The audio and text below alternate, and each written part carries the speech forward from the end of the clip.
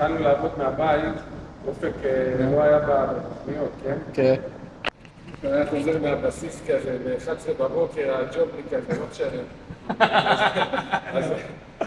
אז ברוב שרצינו להגיע למקום כזה, אז כל הזמן אנשים היו מגיעים אלינו, והיינו נותנים להם אוטו רומי בווייז, וזה היה מגיע לשכונת וילות. רגע, זה טעיתי וזה, היינו יוצאים לא, אנחנו בדיוק במעבר של מקום חדש וזה.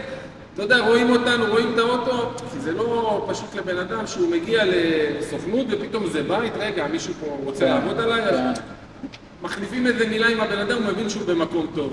היה מקרים שהבן אדם היה חוזר אחרי שנתיים לטריידינג, והוא רואה אותך באותו מקום, אמרת לי שאתה במעבר של מקום, עדיין היה קונה. זאת אומרת, כל כך האמנו בפה שאנחנו נגיע לאיזשהו מקום, ובאמת נצליח לפתח את זה, כל כך היינו מדברים על זה, שבהתחלה זה היה אני וגיסי, הוא לא עובד איתנו כבר לפני איזה שנתיים הוא עזב, ואז כאילו התחלנו עוד אחים ועוד, וההורים, ופתחנו פה, ורק אני אומר לך שכאילו הדיבור בסוף יצר מציאות, כאילו לא האמנו בסוף שכאילו באמת נצליח לעשות את הצעד הזה ולהיכנס לסוכנות עם כל ההוצאות ודברים והתחייבויות זה אחרת מבבית, אתה לא מחויב למחיר, אתה יכול להרוויח 2,000 שקל באוטו ולהיות מבסוט עד השמיים. פה אם אתה לא מרוויח 7, 8 ו9 אלף, אין לך זכות קיום בכל ההוצאות. נכון, ממש ככה.